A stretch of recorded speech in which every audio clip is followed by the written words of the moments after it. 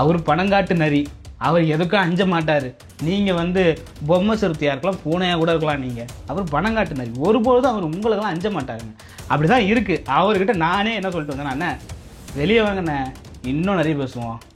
என்ன பண்ணிடுவானுவோ, என்ன பண்ணிடுவானுங்க, பேசுவோம்.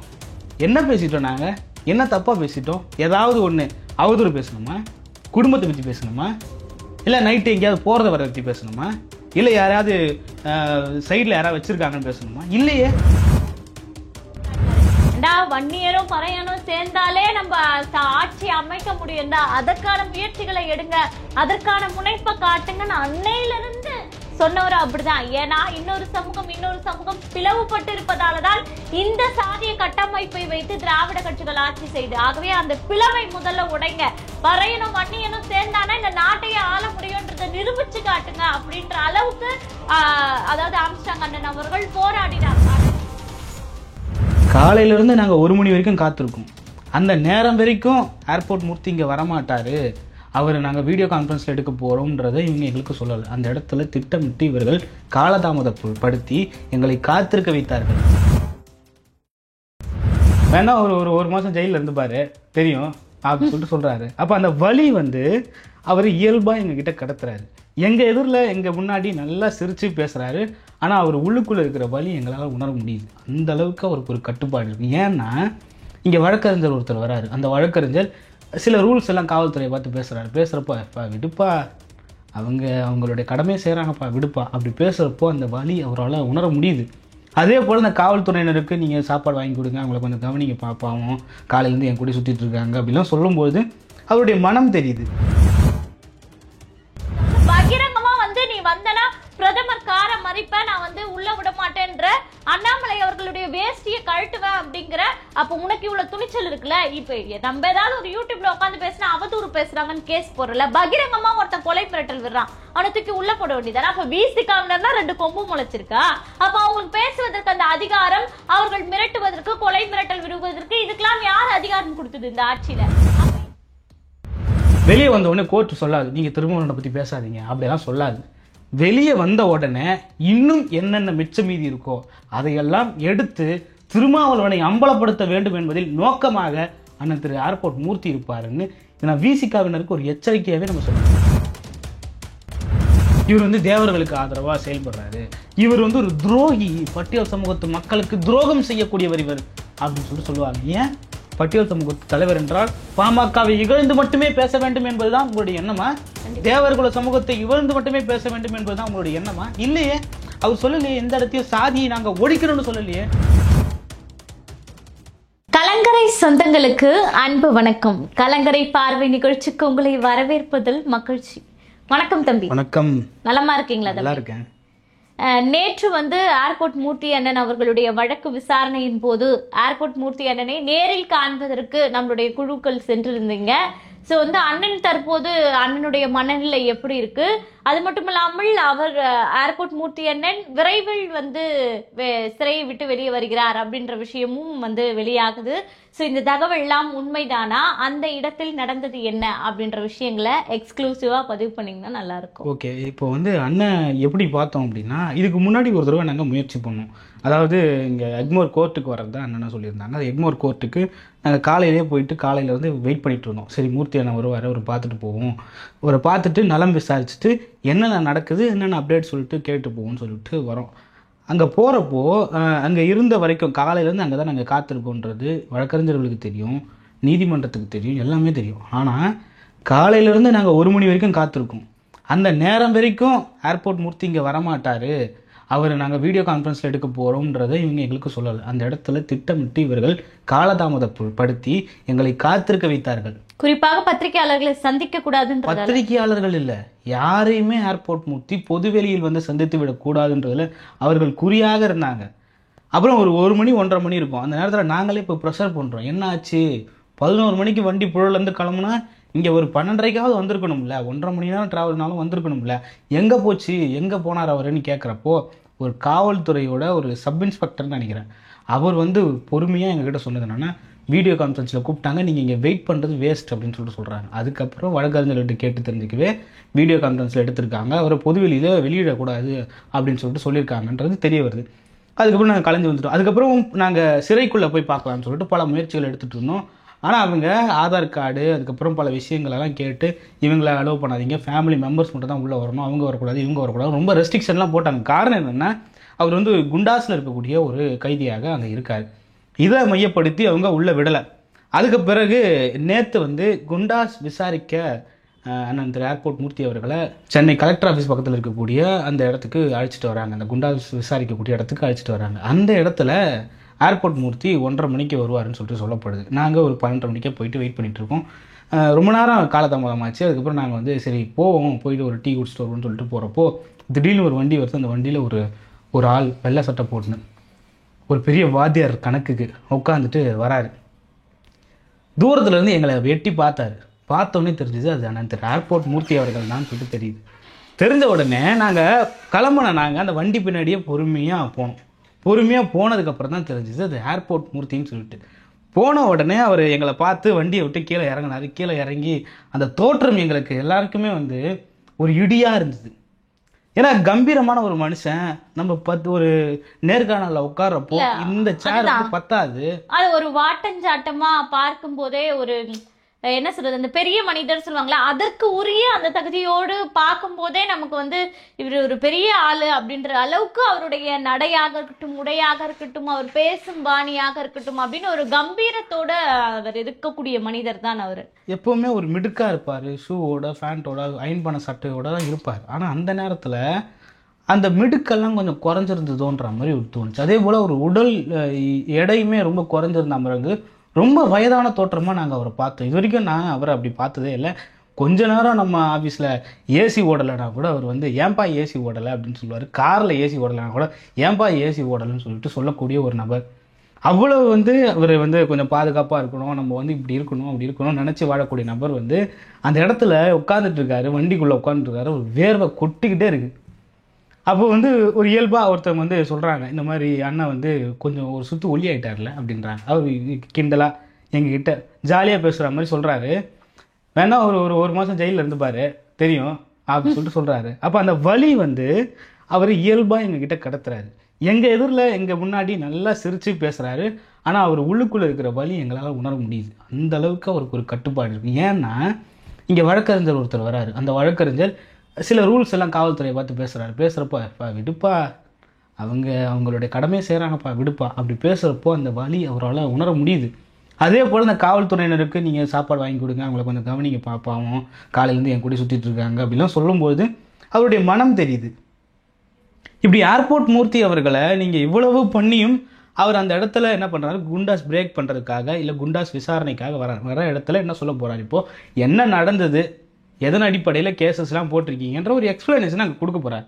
எக்ஸ்பிளனேஷன் கொடுத்ததுக்கப்புறம் நீதிமன்றம் அது முடிவெடுக்கும்.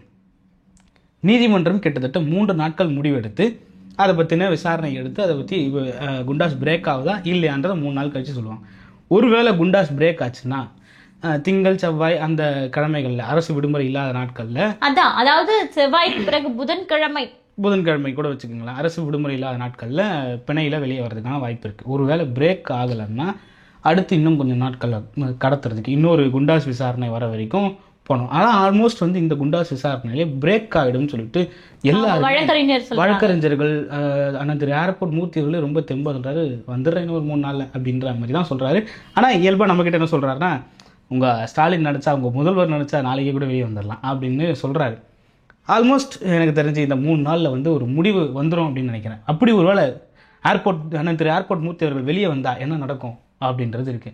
அப்போது நாங்கள் அங்கே நின்றுட்டு இருக்கிறப்போ அவருடைய எண்ணம் இல்ல, ஒரு நிமிஷம், இன்னொரு கேள்வி, குறிப்பான முக்கியமான கேள்வி, அவருடைய மனநிலை சிறைக்கு சென்ற பிறகு, அதாவது வெளியில வந்த பிறகு இதோடு இந்த அரசியலை விட்டு சற்று விலகணும் அப்படின்ற மாதிரியான போக்கு இருக்கிறதா, இல்லை மீண்டும் துணிந்து எதிர்கொள்வோம் இனி எது வந்தாலும் பரவாயில்ல அப்படின்ற மாதிரியான இன்னும் கொஞ்சம் கூடுதலாக அரசியலில் ஆர்வம் காட்டுகிறாரா அப்படின்ற ஒரு கேள்வியும் எல்லாரும் என்ன நினைப்பாங்கன்னா, ஒரு தடவை சிறைக்கு போயிட்டு வந்துட்டார்ல இதுக்கப்புறம் அவர் அடங்கிடுவார்னு அவரை அடக்க நினைத்தவர்களே அதை நினைப்பார்கள். அதற்காக தானே இந்த குண்டாஸ் முதற்கொண்டு எல்லாமே போடப்பட்டது அவர் மீது.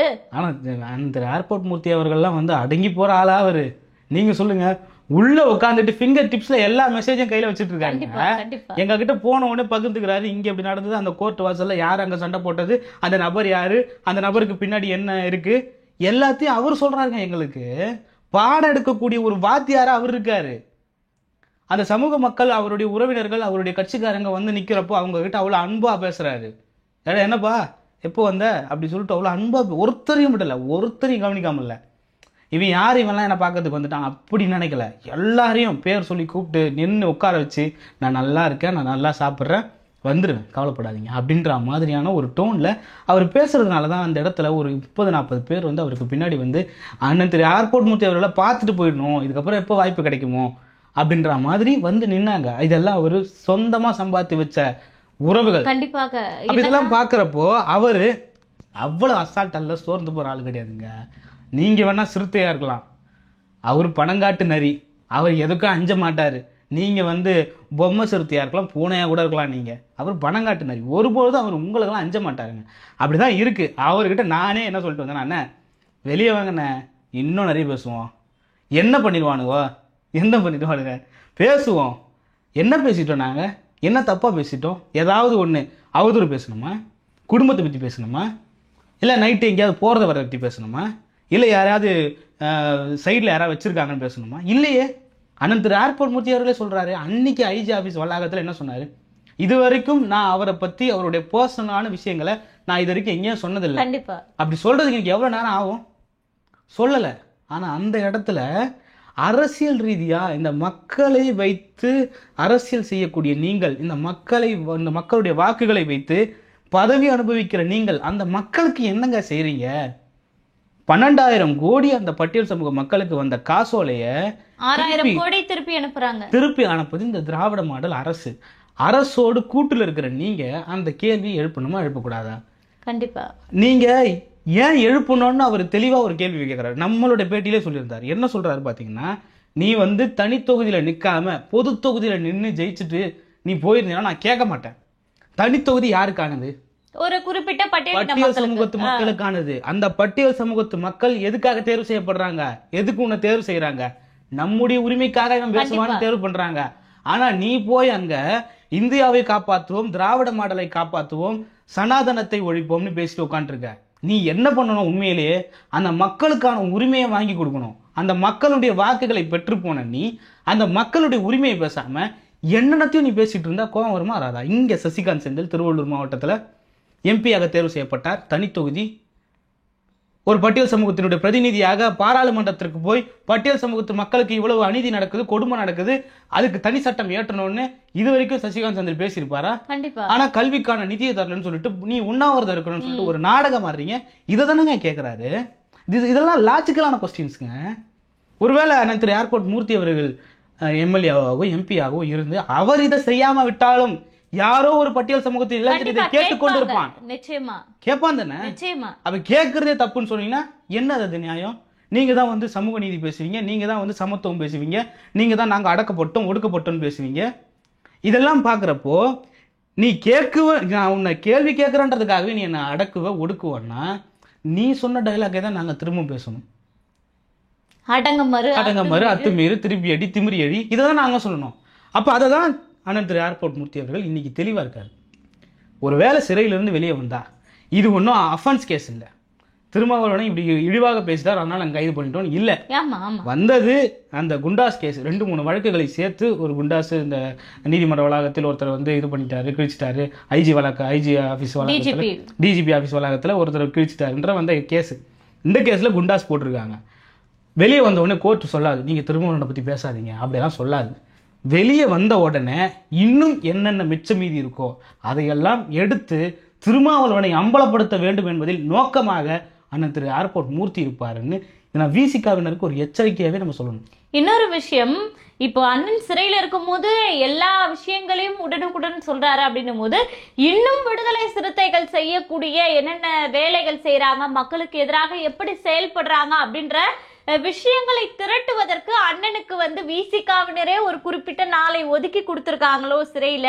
ஆனா நீங்க அமைதியா உட்கார்ந்து எங்களை பத்தின வேலைகளை நீங்க திரட்டுங்க, வந்து வீறு கொண்டு நீங்க வந்து மீண்டும் வந்து மக்களுக்கு ஆதரவாக, அதாவது அந்த பட்டியலின மக்களுக்கு ஆதரவாகவும் அவர்களுக்கு எதிராக செயல்படக்கூடிய கட்சி ஒரு அதிரடியான ஒரு செயல்பாடாகவும் நீங்கள் வந்து அரசியல் பேசுங்கள் அப்படின்ற மாதிரி ஒதுக்கி கொடுத்துட்டாங்களோ அப்படின்ற ஒரு பாவங்க. அந்த மக்கள் ரொம்ப ரொம்ப பாவம், ரொம்ப பஞ்சம மக்கள், பசி பஞ்சமற்ற மக்கள், பசி பஞ்சத்துல இருக்கிற மக்கள். அந்த மக்கள் கிட்ட போயிட்டு யாராவது ஆறுதலா பேசுனீங்கன்னு வச்சுக்கீங்களேன், அப்படியே கை பிடிச்சி உங்களை பிடிச்சி மேலே வந்துட மாட்டோமா அப்படின்னு ஏங்கக்கூடிய ஒரு மக்கள். அவர்களை வைத்து அரசியல் செய்ய உங்களுக்கு எப்படி மனம் வந்தது? அவர்களுடைய வாக்குகளை திருடி பதவி அனுபவிக்க உங்களுக்கு எப்படி மனம் வந்தது என்ற கேள்வி ஒரு பட்டியல் சமூகத்தை இளைஞர் கேட்பானா கேட்க மாட்டானா? அந்த வார்த்தை தானே அண்ணன் திரு ஆர்கோட் மூர்த்தி அவருடைய வாயிலிருந்து வருது. அந்த மக்களை ஒரு இடத்துலயும் நீங்க துரோகம் பண்ணீங்க, எல்லா இடத்திலும் அந்த மக்களுக்கு செய்த துரோகங்களை பட்டியலிட்டு காட்டினா எங்கேயோ இருக்குங்க. இன்னைக்குங்க நீதிமன்ற வளாகத்துல ராஜீவ் காந்தின்ற ஒரு வழக்கறிஞரை அடிக்கிறீங்க, அடிச்சுட்டு நீங்க நியாயப்படுத்துறீங்க. நியாயப்படுத்தும் பொழுது அந்த நீதிமன்ற வளாகத்தில் வன்னியர் வழக்கறிஞர், பறையர் வழக்கறிஞர், தேவர் வழக்கறிஞர்னு இல்ல, எல்லாரும் வழக்கறிஞரா சரிக்கு சமமா இருந்தோம். திருமாவளவனுடைய வண்டி அங்க போவதற்கு முன்பு, திருமாவளவன் வண்டி அங்க போனதுக்கு பிறகு பட்டியல் சமூகத்து வழக்கறிஞர் தனியா பிரிக்கப்பட்டார். கண்டிப்பா காரணம் யாரு? எனக்கு தெரிஞ்ச நிச்சயமா அதன் பிறகு திருமாவளவன் அவர்கள் பேசினார் இல்லையா, என்ன சாதின்னு தெரிஞ்சு நாங்க அடிக்கல அப்படின்னுட்டு. அந்த இடத்துலதான் வந்து இவர் வந்து அந்த சாதிய பாகுபாடை எந்த அளவுக்கு அவங்களுடைய மக்களுக்கு விதைக்கிறார் என்பதை இதன் மூலியமாவே தெரிய முடியும். இப்படி வரப்போ படிச்சு பட்டம் வாங்கிட்டா பெரிய ஆளாயிடலாம், படிச்சு வழக்கறிஞர் ஆயிட்டா நம்ம மக்களுக்காக போராடிடலாம் நினைக்கிற வழக்கறிஞர்களுக்குள்ள பிரிவினை ஏற்படுத்தியவர் யாருங்க? யாரு? அப்ப இப்படிப்பட்ட பிரிவினை ஏற்படுத்தக்கூடிய ஒரு தலைவரா அந்த மக்களை எல்லாம் ஒன்றிணைக்க வேண்டும் என்று நினைக்கிறவர்கள் தலைவர்களா? நிச்சயமா. அப்படி செய்யறப்போ போராட்டம் நடக்குதுங்க வழக்கறிஞர்களுக்குள்ள. வன்னியர் தேவர் வழக்கறிஞர்கள் தனியா போராடுறாங்க, பட்டியல் சமூகத்து வழக்கறிஞர்கள் தனியா போராடுறாங்க. இது கிட்டத்தட்ட ஒரு படம் மாதிரி தான். இப்ப நீங்க பைசன் படத்தை கூட எடுத்துக்கங்களேன், சம்பந்தமே இல்லாம யாரோ செய்த பகை என் மீது திணிக்கப்படுகிறது. அது ஏன் என் மீது திணிக்கப்படுகிறதுன்னு எனக்கு தெரியல. அது நான் எதை நினைக்கிறேனோ அதை செய்ய விடாம தடுக்குது, நான் எதை சாதிக்கணும்னு நினைக்கிறேனோ அதை செய்ய விடாம தடுக்குது. அந்த பகை என்னை அடிக்குது, அந்த பகை என்னை உதைக்குது, அந்த பகை என்னை அழுத்துது, எவ்வளவு பண்ணுது. ஆனா அந்த பகைக்கு காரணமானவர் யார் அப்படின்ற ஒரு கேள்வி எல்லா பட்டியல் சமூக இளைஞர்கள் மத்தியிலும் எழுந்துகிட்டே இருக்கும். ஏன் எழுதுனா, யாரோ ஒருத்தர் இந்த சமூகத்துக்காக நாங்க பேசுறோம், இந்த சமூகத்துக்காக நாங்க போராடுறோம்னு சொல்லி அந்த சமூக மக்களை அடமான வைத்து நீங்கள் பதவி அனுபவிப்பதுதான் மிச்சம். கண்டிப்பாக. என்ன செஞ்சிட்டீங்க இது வரைக்கும் சுதந்திர இந்தியாவில்? என்ன அந்த மக்கள் விடுதலை அடைஞ்சிட்டாங்க? நாட்டுக்குள் அடிமையாக தானே இருக்கிறாங்க, இல்லைன்னு மறுக்கிறீங்களா? அந்த சமூக மக்கள் மட்டும் இல்லைங்க, அதுக்கும் கீழே பல சமூகங்கள் இருக்குங்க. பழங்குடியினர் சமூகம் இன்னும் அடிமையா தான் இருக்கு, அருந்ததியர் சமூகம் இன்னும் அடிமையா தான் இருக்கு. இவர்களுக்காக யார் போராட இன்னும் எத்தனை தலைவர்கள் வரப்போறார்கள்? இல்லையே. இந்த மக்களை எல்லாம் வைத்து அரசியல் செய்வது தானே உங்களுடைய நோக்கம். இப்ப அதுல இருந்து தான் நம்ம வரோம். இப்ப இந்த மக்கள் என்ன பண்ணணும்னு பாத்தீங்கன்னா, சரியான ஒரு தலைவனை தேர்ந்தெடுக்கணும். யார் உனக்கான தலைவன்? உன்னிலிருந்து உனக்காக போராட வருபவன் தான் உன்னுடைய தலைவன். அப்படி வந்தவர் தான் அண்ணன் திரு பூவை மூர்த்தியார் அவர்கள், அப்படி வந்தவர் தான் அண்ணன் திரு ஆம்ஸ்டாங் அவர்கள். ரெண்டு பெரும் தலைவர்களும் இன்னைக்கு இல்லை. இன்னைக்கு உன்னிலிருந்து உனக்காக போராட வந்தவர்கள் இருவர் தான், அண்ணன் திரு ஏர்போர்ட் மூர்த்தி அவர்களும் அண்ணன் திரு ஜெகன்மூர்த்தி அவர்களும். அவர்கள் நல்லவர்கள், கெட்டவர்கள், அவர்கள் திருடர்கள், பொறுக்கிகள், அவர்கள் ரவுடிகள் என்று இவர்கள் பச்சை குத்துவார்கள். அதையெல்லாம் தாண்டி இந்த மக்களுக்கு ஏதாவது ஒன்று செய்து விட்டு போய்விட மாட்டோமா என்ற ஒரு எண்ணத்தில் இருப்பவர்கள். அண்ணன் திரு ஜெகன்மூர்த்தி அவர்கள் எல்லாம் சட்டமன்றத்தில் என்னென்ன பேசினேன் என்று ஒரு புத்தகம் போட்டிருக்கிறார். விசிகாவினுடைய 4 உறுப்பினர்கள் அதை பேசியிருக்க மாட்டார்கள். நிச்சயமா அவர் ஒரு ஆள் பேசினார். நம்ம ஏர்போர்ட் மூர்த்தி அண்ணன் நம்மளுடைய அலுவலகத்திற்கு நேர்காணலுக்கு வரும்போது கூட கையில என்னைக்காவது கை வீசிட்டு வந்திருக்காரா? கை முழுக்க ஏதாவது ஒரு பேப்பர்கள் இல்ல ஒரு புத்தகம் அப்படின்னு இருக்கும். அவர் கைப்பட எழுதுவாரு, ஒண்ணு ஜெராக்ஸ் அடிச்சுட்டு வர மாட்டாரு, கைப்பட உட்கார்ந்து சில தரவுகளை திரட்டுவார் இல்லையா? ஏன்னா நாம் பேசக்கூடிய இந்த தரவின் மூலம் என் மக்களுக்கு ஏதாவது ஒரு நல்லது நடக்காதா அப்படின்னு நாள்தோறும் அந்த மக்களின் நினைவுக்காகவே போராடக்கூடிய இருக்கக்கூடிய ஒரு மனிதராக தான் நம்ம பார்த்தோம். ஏன் இங்க இருக்கக்கூடிய அலுவலகத்திலேயே ஒரு பாத்ரூம் போனோம் அப்படின்னா கூட இந்த பாத்ரூம்ல நான் காலனி இல்லாம போக மாட்டேன், ஒரு காலனி வாங்கி வைங்கன்னு சொல்லக்கூடியவர் தானே. இன்னைக்கு அவரை நீங்க வந்து எப்படி அவருடைய மன ரீதியாகவும் உடல் ரீதியாகவும் அவரை துன்புறுத்தி அவரை அரசியல் விமர்சகம் செய்யக்கூடிய அந்த இடத்தை விட்டு நீக்கணும்னு நீங்க போட்ட இந்த குண்டாஸ் இன்னைக்கு அந்த மனிதரை மீண்டும் ஒரு மிகப்பெரிய அரசியல் தலைவராக மாற்றுகிறது அப்படின்றத நம்ம பார்க்கணும். ஏன்னா நம்ம இப்போ சீமானன் அவர்கள் சமீபத்துல மூத்த தமிழ் தேசியவாதிகளை வைத்து ஒரு அரசியல் கூட்டம் நடத்தினார்ல, அது குணா ஐயா கூட தலைமை தாங்கினார்.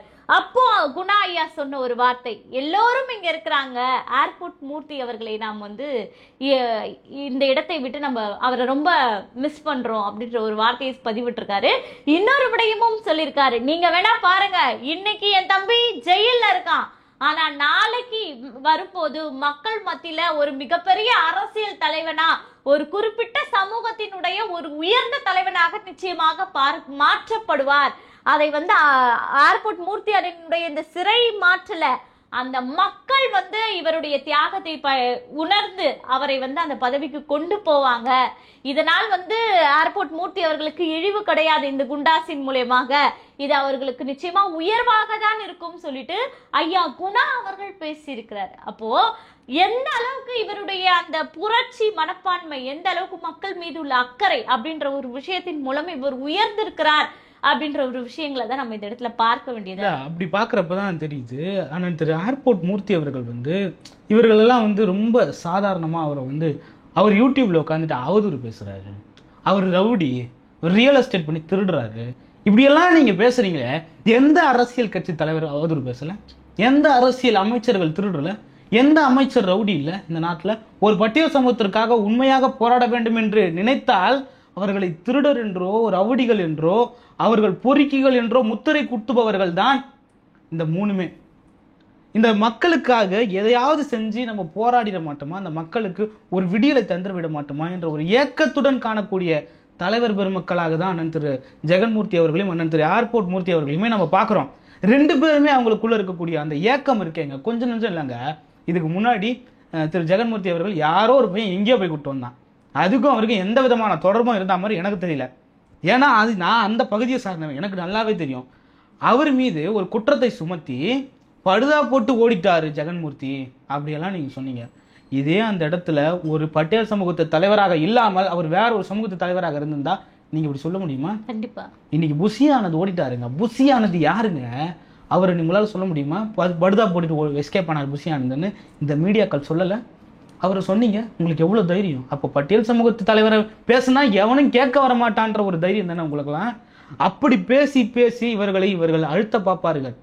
ஆனா உண்மையிலேயே அந்த மக்களுக்காக போராட வந்தவர்கள் இவர்களாக தான் இருப்பாங்க. நீங்க வேணா பாருங்க, அவரே வந்து அந்த சம்பவம் நடந்த டிஜிபி ஆஃபீஸ் அலுவலகத்தில் அது நடந்து வெளியே வந்த உடனே ஒரு சேனலில் போயிட்டு சொன்னார், உங்களோட நோக்கம் தான் என்ன திரு ஏர்போர்ட் மூர்த்தி அவர்கள்னு சொல்லிட்டு கேட்குறப்போ சொல்கிறார், ஏன் நான் முதல்வர் ஆகக்கூடாதா? ஏன் குறைஞ்சபட்சம் நான் துணை முதல்வர் ஆகிட்டு போகிறேங்க? என் சமூகத்தில் இருந்து ஒருத்தர் வந்து துணை முதல்வர் ஆகக்கூடாதா? யாரையும் எங்கேயோ பயன்படுத்துகிறேங்க நான். அவர்கள் என்னை பயன்படுத்திக் கொள்ளவில்லை, நான் தான் அவர்களை பயன்படுத்திக் கொள்கிறேன். எதற்காக பயன்படுத்திக் கொள்கிறேன்? என்னுடைய மக்கள் மீண்டு வர வேண்டும் என்பதற்காக பயன்படுத்திக் கொள்கிறேன். பயன்படுத்தி கொண்டு நான் துணை முதல்வராக ஆனால் என்னுடைய மக்களுக்காக நான் போராடி என்னுடைய மக்களினோட உரிமைகளை பெற்று தருவேன். கண்டிப்பா சொல்றாங்கல்ல, அப்ப அவருக்கான வாய்ப்பு கண்டிப்பா அமையும்ல. வெளியே வந்தோன்னா நீங்க வேணா பாருங்க, இங்க இருக்கக்கூடிய அரசியல் கட்சி தலைவர்கள்லாம் அலற அளவுக்கு ஒரு பெரிய இந்த விஷயம், இந்த டிஜிபி அந்த வளாகத்தில் நடந்த இந்த விஷயத்துக்கு பிறகு அண்ணனுக்கு வந்து ஒரு மிகப்பெரிய அசிங்கம் ஆயிடுச்சு. செருப்பால தாக்கிட்டாங்க, அதால தாக்கிட்டாங்க, இதால தாக்கிட்டாங்க, சட்டையை கிழிச்சிட்டாங்க, அண்ணன் கொஞ்ச நாளைக்கு வெளியே வரமாட்டாங்க அப்படின்லாம் எதிர்பார்த்தாங்க. மறுநாளே உட்கார்ந்து எந்தெந்த சேனல் கொடுக்கணும்? மறுநாள் இல்லைங்க, அந்த சம்பவம் நடந்த அன்னைக்கேவா? நடந்த அன்னைக்கு 6-7 சேனலுக்கு பேட்டி கொடுத்தேன். அதுதான் நான் என்னோட உண்மையை வெளிப்படுத்துறேன். எதுக்கு நான் பயப்படணும்? நான் எதுக்கு முதல்ல அசிங்கப்படணும்? நான் ஒரு நீதி கேட்டு வேறொரு கட்சிக்காக பாமகவுக்காக நான் நீதி கேட்டு வந்திருக்கேன். அந்த இடத்துல என்னை வந்து நீ அவதூறாக பேசி அவதூறாக தாக்குகிறாய். அப்போ உனக்கே அந்த இடத்துல அசிங்கமா இல்லைன்னும் போது நான் எதுக்கு அசிங்கப்படணும் அப்படின்ற ஒரு உண்மையான ஒரு விஷயத்தை வச்சு பேசினார் இல்லையா? அன்னைக்கு யாருமே எல்லாருமே எதிர்பார்த்தாங்களா? நாமே தயங்கணும் அவர் நேர்காணல் கூப்பிடுறதுக்கு. அண்ணன் வந்து இந்த மாதிரி பிரச்சனையில நடந்திருக்கு, நம்ம எப்படி உடனடியாக அவரை அணுகுவது அப்படின்னு நம்ம தயக்கம் கொண்டோம் இல்லையா? ஆனா அந்த மனிதர் அந்த தயக்கமோ இல்ல எந்த ஒரு உறுத்தலும் இல்லாமல் நான் செய்யறேன், ஏன் என் பணியில நான் தடை பண்ணணும் அப்படின்ற அந்த தைரியம் இருக்கு இல்லையா, அந்த தைரியம் வந்து இன்னுமே குறைஞ்சிடும்ன்ற அந்த விசிகாவினருடைய மனப்பான்மை நிச்சயமா தவறானது. அது இருக்க இருக்க டபுள் மடங்கு ட்ரிபிள் மடங்கு அதிகரித்து கொண்டே போகுது அப்படின்றது நீங்க பார்க்கும்போது தெரிஞ்சிருக்கும்னு நான் நினைக்கிறேன். இன்னொரு முத்திரை அவர் மேல குத்துவாங்க. என்னன்னு பாத்தீங்கன்னா, இவர் வந்து பாமகக்கு ஆதரவா செயல்படுறாரு, இவர் வந்து தேவர்களுக்கு ஆதரவா செயல்படுறாரு, இவர் வந்து ஒரு துரோகி, பட்டியல் சமூகத்து மக்களுக்கு துரோகம் செய்யக்கூடியவர் இவர் அப்படின்னு சொல்லுவாங்க. ஏன்? பட்டியல் சமூகத்து தலைவர் என்றால் பாமகவை இகழ்ந்து மட்டுமே பேச வேண்டும் என்பதுதான் உங்களுடைய எண்ணமா? தேவர்குல சமூகத்தை இகழ்ந்து மட்டுமே பேச வேண்டும் என்பதுதான் உங்களுடைய எண்ணமா? இல்லையே. அவர் சொல்லலையே, எந்த இடத்தையும் சாதியை நாங்க ஒழிக்கணும்னு சொல்லலையே. சாதியை ஒழிக்க போராடாத, சாதிய டிஸ்கிரிமினேஷன் ஒழிக்க போராடு, சாதிய தீண்டாமை ஒழிக்க போராடு, ஹரிசாண்டலா இருக்கக்கூடிய சாதிய ஏற்ற தாழ்வை வெர்டிகலா மாத்து அப்படின்னு சொல்றாரு. ஒன்னு சாதி இங்க இங்க இங்க இங்கன்னு இருக்கணும், ஒருத்தனுக்கு மேல ஒருத்தன் ஒருத்தனுக்கு மேல ஒருத்தன் இருக்கக்கூடாது அப்படி சொல்றாரு. நம்முடைய கண்களுக்கு அவர் பார்க்க எப்படி அன்னைக்கு அவர் இருந்த தோற்றமே எப்படி இருந்ததுன்னு நினைக்கிறீங்க? கிட்டத்தட்ட ஒரு ரெட்டமலை சீனிவாசன் தோற்றங்க. அது ரெட்டமலை சீனிவாசனார் அப்படிதாங்க இருந்தாரு. நீங்க அவருடைய புகைப்படங்களை எடுத்து பார்த்தீங்கன்னா உங்களுக்கு தெரியுங்க. வயதான தோற்றத்துல அந்த மிடுக்கோட, அந்த என்னதான் தான் வந்து ஒரு 1.5 மாதம் வந்து சிறையில் இருந்துட்டு வந்தாலும் என் மக்களை நான் பார்க்க வரான்டா, என் சமூகத்தினர் என்னை பார்க்க வரான்டா, அவன் மத்தியில நான் சோர்ந்து போயிருக்கிறது அவனுக்கு தெரியக்கூடாதா, ஏன்னா அவன் தோண்டிடுவான். கண்டிப்பா அந்த இடத்துல நான் மிடுக்கா இருக்கணும்னு சொல்லிட்டு அவருடைய மிடுக்கை விடாம பெண் எடுத்து எழுதுறாருங்க. சர சர சர சரன்னு ஒரு 4-5 பேஜ் எழுதி கொடுக்குறாருங்க. காவல்துறைகளும் பாக்குறான், யாரா அந்த மனுஷன், ஒருத்தர் கிழிச்சிட்டாருன்னு சொல்லிட்டு நம்ம கூப்பிட்டு வந்தோம், ரவுடின்னு நினைச்சோம், இந்த இப்படி இயல்பு அவர் ஒரு வழக்கறிஞர், அதை இந்த காவல்துறையினர் மறந்திருப்பார்கள், அவர் அதை மீண்டும் நினைவூட்டினார். அதெல்லாம் பாக்குறப்போ இப்படிப்பட்ட ஒரு தலைவருங்க. நான் சொல்றேனே, ஒரு சாதிக்கும் இன்னொரு சாதிக்கும் சண்டை ஏற்படுத்த வேண்டும் என்பதற்காக இவர் அரசியலுக்கு வந்தவர் இல்ல, எல்லா சாதி மக்களும் ஒன்னா கூடி வாழ வேண்டும் சொல்வார். அவருடைய கொள்கையிலேயே அதை சொல்லியிருப்பாரு, சுயசாதி நட்பும் பிறசாதி நட்பும் சுயசாதி பற்றும் சொல்லிட்டு சொல்லியிருப்பாரு. அந்த வார்த்தை ஒவ்வொரு கூட்டங்களின் போதும் வந்து அந்த விளம்பரங்கள் வெளியிடும் போது அதை சொல்லியிருப்பாரு. எல்லா இதுலயுமே இருக்கக்கூடிய சிக்கல் என்னன்னு பாத்தீங்கன்னா, இந்த பைசன் படத்துல கிட்டான்னு ஒருத்தர் இருப்பான், அவன் தான் வந்து கபடி பிளேயர். அவனுக்கு இருக்கக்கூடிய சிக்கல் இவருக்கு இருக்குங்க. எப்படி நீங்க பாத்தீங்கன்னா, கிட்டான் வந்து எப்படியாவது அந்த இடத்துல இருந்து சாதிய கலவரங்களுக்கு மத்தியில் நம்ம எப்படியாவது வென்றணும்னு நினைக்கிறான். அந்த இடத்துல அவனுக்கு உதவி பண்றது யாரு? அவனுக்கு எதிராக இருக்கக்கூடிய சமூக தலைவர் தான் அவனுக்கு உதவி பண்றாரு. அப்போ அவன் மீது சுமத்தப்படுகிற பழி என்ன? துரோகி என்ற பழி சுமத்தப்படுகிறது. பிறகு இவன் துரோகி என்று போயிட்டு அவனுடைய சொந்த சமூகத்தை தலைவர்கிட்ட போய் சொல்றாங்க. சொல்லும்போது அந்த சொந்த சமூகத்தை தலைவன் சொல்றான், நம்ம ஊர்ல இருந்து ஒருத்தன் பெரிய ஆளாவதே பெரிய விஷயம், அவன் இவன் காலை பிடிச்சிதான் பெரிய ஆளாம், அவன் கையை பிடிச்சிதான் பெரிய ஆளான்னு ஏன்டா சொல்றீங்க, அவன் பெரிய ஆளாவதே பெரிய விஷயம்டா, அதனால அப்படியெல்லாம் பேசாதுன்னு சொல்லிட்டு சொல்றான். துரோகி என்ற பட்டத்தை சுமர்ந்து கொஞ்சம் கொஞ்சமா வளர்ந்து வந்து கிட்டான் எப்படி வெற்றி பெற்றானோ அதே போல இவர் பல சமூக தலைவர்கள் அவர்களுக்கு உதவி செய்யறாங்க. ஏன் உதவி செய்யறாங்கன்னா, இந்த ஆளு வந்து நம்மள சாதியா பிரிக்க நினைக்கல, என்னை இவன் போட்டு அடிக்கிறான், என்னை இவன் போட்டு வெட்டுறான்னு சொல்ல நினைக்கல, அந்த இடத்துல ஒரு ஒற்றுமையை உண்டாக்கணும்னு நினைக்கிறான் அப்படி சொல்லிட்டு தான் பாமக மேடைகள்ல அண்ணன் திரு ஏர்போர்ட் மூர்த்தி அவர்களை பேச வைக்கிறாங்க. கண்டிப்பா அதே மாதிரி தேவர் அந்த மேடையில பேச வைக்கிறாங்க, நாம் தமிழர் மேடையில பேச வைக்கிறாங்க. அப்ப காரணம் என்ன? அவர் ஒரு சமூக ஒற்றுமையை உருவாக்க வேண்டும் என்று நினைத்த ஒரு தலைவர். எனக்கு தெரிஞ்சு இப்ப இருக்கிற தமிழ் தேசிய களத்தில் இருக்கக்கூடிய தலைவர்களில் ஆகச்சிறந்த தலைவர்கள் சீமான் அவர்களுக்கு, அண்ணன் திரு சீமான் அவர்களுக்கு இணையாக இல்ல அண்ணன் திரு சீமான் அவர்களுக்கு பிறகு நாங்க எல்லாம் நேசிச்ச 2 பேர் தான். ஒண்ணு அண்ணன் திரு தடா ரஹீம் அவர்கள், அண்ணன் திரு ஏர்போர்ட் மூர்த்தி அவர்கள் தான். 2 பேருமே சமரசமற்று இந்த மக்களுக்காக மண்ணுக்காக பேசக்கூடியவர்கள். அவங்களுடைய சொந்த மதத்திற்காகவும் அந்த சொந்த சாதிக்காகவும் தாண்டி இந்த மக்களுக்காக பேசுகிறவர்கள். நிச்சயமா ஒரு களப்போராளிகளாக தங்களுடைய வாழ்க்கையை வாழ்ந்து கொண்டிருப்பவர்கள் அப்படின்னே சொல்லலாம். அப்படி பாக்குறப்போ ஒரு பிரச்சனையும் நம்ம அவங்க கிட்ட எடுத்து போய் வைக்கிறப்போ அவங்களோட பாயிண்ட் ஆஃப் வியூவே வேற மாதிரி இருக்கும். நம்ம யோசிச்சே இருக்க மாட்டோம், இந்த ஒரு ஆங்கிள் இவங்க யோசிப்பாங்களான்னு. 2 சைடு இருக்கக்கூடிய பிரச்சனைகளையும் ஜஸ்டிஃபை பண்ணி பேசுவாங்க. அவங்க 2 பேருக்கு இருக்கக்கூடிய நியாயத்தையும் சொல்லி சமூகத்தில் ஒரு பதட்ட நிலை ஏற்படுத்தாமல் அந்த பிரச்சனையை முடிக்க பார்ப்பாங்க. கண்டிப்பா இந்த ஆம்ஸ்டாங் அவர்கள் கூட இருக்கிற போது அப்படிதான் போராடினாரு. ஏண்டா வன்னியரும் பறையனும் சேர்ந்தாலே நம்ம ஆட்சி அமைக்க முடியும்டா, அதற்கான முயற்சிகளை எடுங்க, அதற்கான முனைப்பை காட்டுங்கன்னு அன்னையிலிருந்து சொன்னவர் அப்படிதான். ஏன்னா இன்னொரு சமூகம் பிளவுபட்டு இருப்பதாலதான் இந்த சாதிய கட்டமைப்பை வைத்து திராவிட கட்சிகள் ஆட்சி செய்து. ஆகவே அந்த பிளவை முதல்ல உடைங்க, பறையனும் வன்னியனும் சேர்ந்தானா இந்த நாட்டையே ஆள முடியும்ன்றதை நிரூபிச்சு காட்டுங்க அப்படின்ற அளவுக்கு அதாவது ஆம்ஸ்ட்ராங் அண்ணன் அவர்கள் போராடினார். ஆனால் இன்னைக்கு அவரை இழந்துட்டோம். ஆனால் மீண்டும் இப்போ அதே போல ஒரு தலைவராக வீறு கொண்டு வரும் ஏர்போர்ட் மூர்த்தி அண்ணனையும் நம்ம எந்த ஒரு காரணத்தினாலும் இழந்து விடக் கூடாது. ஆகவே மேலும் மேலும் அவருடைய அரசியல் பயணங்கள் வீறு கொண்டு இருக்கும் போது மக்களாகிய நாமும் அவருக்கு நிச்சயமாக ஒரு உறுதுணையாக இருந்தும் இந்த சமூக பாகுபாடற்ற இந்த சமுதாயத்தை உருவாக்க நினைக்கும் அந்த முனைப்புக்கு நாம் அனைவரும் ஆதரவு கொடுத்தால்தான் நிச்சயமாக அது ஒரு மிகப்பெரிய ஒரு அரசியலை உருவாக்கும் அப்படின்ற ஒரு விஷயத்தை நம்ம இதுல ஏன் நம்ம ரஹீம் அவர்களையும் அண்ணன் திரு ஏர்போர்ட் மூர்த்தி அவர்களையும் சொல்றோம்னா, ரெண்டு பேருமே அதை தாண்டி அவங்களுடைய சமூகத்தை தாண்டி மதத்தை தாண்டி பார்க்கக்கூடிய ஒரு தலைவர்கள். எந்த ஒரு இஷ்யூவா இருக்கட்டும், எல்லா இஷ்யூக்கும் நான் போயிட்டு இப்போ ஒரு சாதிய பிரச்சனை நடக்குது, அந்த பிரச்சனையில் போயிட்டு அண்ணன் திரு ஏர்போர்ட் மூர்த்திக்கிட்ட ஆனால் இதை பற்றி பேசலாமான்னு கேட்குறப்போ, இதை பற்றி நம்ம பேசினா அந்த இடத்துல அந்த சமூகத்திற்குள்ள ஒரு பதட்டமே ஏற்படும். அதை நம்ம ஊக்குவிக்கக்கூடாது. அதை கடந்து போங்க, வேற ஏதாவது பேசலாம், வேற ஏதாவது சமூகத்தில் அமைதி ஏற்படுற விதத்தில் ஏதாவது பேசுவோம் அப்படி சொல்லி மறுத்து போகக்கூடிய ஒரு ஆள். அதே போல தான் அண்ணன் திரு தடா ரஹீம் அவர்களும் எந்த ஒரு விஷயத்தையும் போட்டு உடைக்கணும், அந்த சமூகத்துல பிளவு ஏற்படுத்தணும் நினைக்கவே இல்லை. ஆனால் இவங்க ரெண்டு பேருக்கும் குத்தப்பட்ட பட்டம் என்னன்னு நினைக்கிறீங்க? பாஜகவின் பி டீம். ஆமா, பாஜகவின் கைக்கூலிகள் ரெண்டு பேருமே. இவங்க சொல்றது உண்மையிலேயே பாஜகவின் கைக்கூலி யார் தெரியுமா? பாஜகவினுடைய சின்னத்தில் போட்டியிட்டு பாஜகவால் எம்எல்ஏவாகவோ எம்பியாகவோ ஆன குஜராத்தில் படுகொலை, இஸ்லாமியர்களுக்கு எதிராக படுகொலை நடந்த பிறகும் அந்த கூட்டணியிலிருந்து வெளியேறாத அண்ணன் திரு திருமாவளவன் அவர்கள் தான் பாஜகவின் நேரடி கைக்கூலி. பாஜகவுடன் கூட்டணி வச்சுக்கல, பாஜக கூட்டணியில் தான் இடம் பெற்றாங்க. அப்படி நீங்க நியாயப்படுத்திக்கலாங்க. ஆனா இன்னைக்கு நீங்க சொல்றீங்கல்ல, சனாதன கைக்கூலிகளை வேறடிப்போம், நாங்கள் ஒருபோதும் சனாதன சங்கிகளை இங்க நுழைய விட மாட்டோம். ஒருத்தன் மிரட்டுறாயா, இதுல பகிரங்கமா மிரட்டுறான். மைக்க நடுவுல வச்சுக்கிட்டு 10 பேர் கூடி உட்காந்துருக்கான். அண்ணாமலை வந்துருவாரா இங்க வேஷ்டி கட்டிக்கிட்டு? எவனாவது எங்க அண்ணனை எதிர்த்தா எவனாவது இங்க தீபாவளி கொண்டாட முடியுமா? ஒரு சங்கி இங்க கால் எடுத்து வைக்க முடியுமா?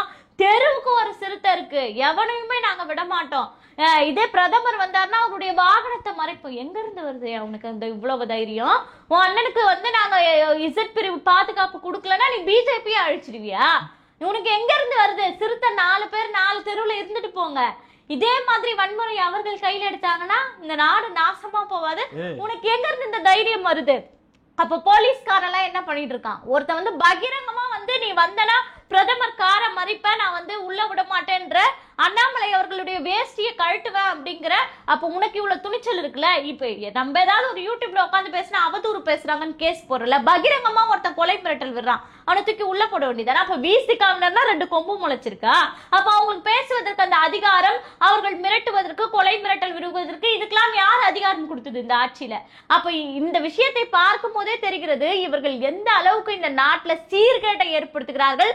பகிரங்கமாக கொலை மிரட்டல். இவங்க மட்டும் இல்ல, பாலிமர் சேனல்ல ஒரு பெண் நிர்வாகி, விசிகா பெண் நிர்வாகி இந்த வழக்கறிஞர் விஷயம் அவங்களும் பாத்தீங்கன்னா அந்த பாலிமர் சேனலுக்கு மிரட்டல் விடுறாங்க. இந்த செய்தியை ஒளிபரப்புனீங்கன்னா நாங்க இதை வன்மையா கண்டிக்கிறோம், மரியாதையா அந்த செய்திகள் எல்லாம் நீக்கி விடுங்க அப்படின்ட்டு பகிரங்கமா மிரட்டல் விடுறாங்க. அந்த செய்திக்காரன் அந்த பெண்ணுடைய போட்டோவோட போட்டு அதை வெளியிடுறான், அந்த வாய்ஸ் ரெக்கார்டை. இப்ப எந்த அளவுக்கு உங்களுக்கு இந்த துணிச்சல்லாம் யாரு கொடுக்கறது? ஆட்சி அதிகாரத்துல நீங்க ஒரு ஒட்டுண்ணியாக இருந்தீங்க அப்படின்னா நீங்க என்ன வேணா பண்ணலாமா? அப்ப எந்த அளவுக்கு இவங்க சாதிய கலவரங்களை இருக்கக்கூடிய மக்களிடையே தூண்டி எப்படி ஒரு கட்சிகளை பிளவுபடுத்தி மக்களை பிளவுபடுத்தி ஆட்சி அமைக்கணும் அப்படின்ற ஒரு முறையை இங்க செலுத்துகிறார்கள் அப்படின்றது இது மூலியமா தெரியுதா இல்லையா? இந்த மாதிரி விஷயங்கள் எல்லாம் வச்சு நிச்சயமா மக்கள் இதெல்லாம் வைத்து ஆலோசனை பண்ணி இவர்கள் இந்த சாதியினுடைய பிரதிநிதி என்று சொல்வதற்கு தகுதியானவர்கள் தானா என்று பல முறை யோசித்து அந்த பிரதிநிதியை தேர்ந்தெடுக்கணும் அப்படின்றதுதான் நிச்சயமான ஒரு நிதர்சனமான உண்மையா இருக்கு. ஏன் இவர்கள் அப்படி விமர்சிக்கிறோம் பாத்தீங்கன்னா, திருமாவளவன் சொல்றாருங்க, பறையன் என்று சொல்லி எவனாவது ஊருக்குள்ள வருவான், அவனை கண்டா செருப்பால் அடிங்கன்னு சொல்றாரு. யாராவது ஒருவர் தன்னுடைய சொந்த சமூக தலைவரை செருப்பால் அடிங்கன்னு சொல்லுவாரா?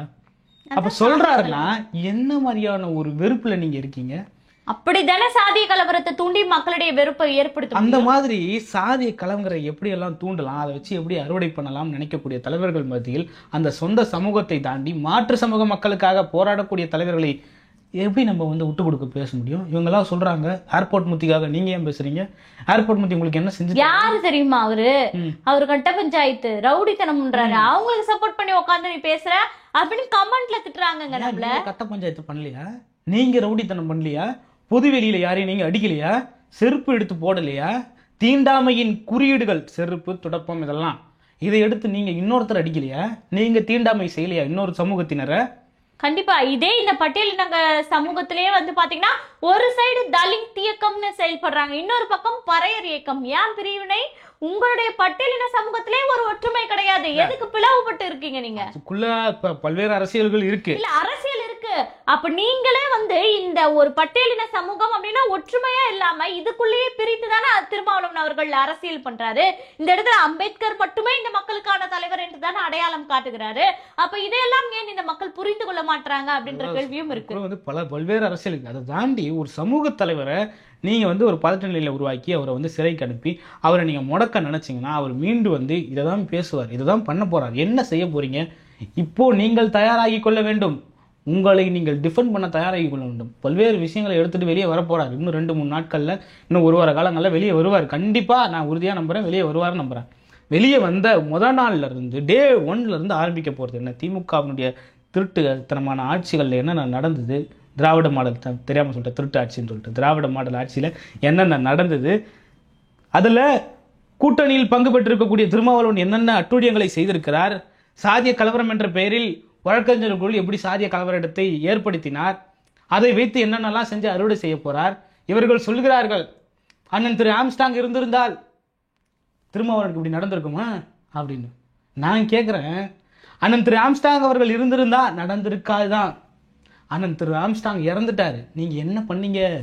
கண்டிப்பா அவருக்காக தனி ஒரு பெண்ணாக சுப்ரீம் கோர்ட் வரை, உச்ச நீதிமன்றம் வரை போய் அவருடைய மனைவி போராடி கொண்டிருக்கிறார்கள். அவர்களுக்கு ஏதாவது உங்க பங்குல இருந்து ஒரு உதவி, ஒரு 5 ரூபாய் 10 ரூபாய் ஏதாவது நீட்டினீங்களா? உதவி கரம் நீட்டினீங்களா? கூட போயிருந்தீங்களா? அடுத்ததா அவங்களை அழிக்கிறதுக்கு வேணா ஏதாவது பண்ணுவாங்களே. அப்புறம் பேசுறீங்க ஆம்ஸ்ட்ராங் அவர்கள் இருந்திருந்தால் சென்னையில் ஒரு தலித் தலைவருக்கு பாதுகாப்பு அற்ற சூழல் ஏற்பட்டிருக்காது, அவருடைய நபர்கள். அப்ப எதுக்குடா நீ பயன்படுத்துங்க?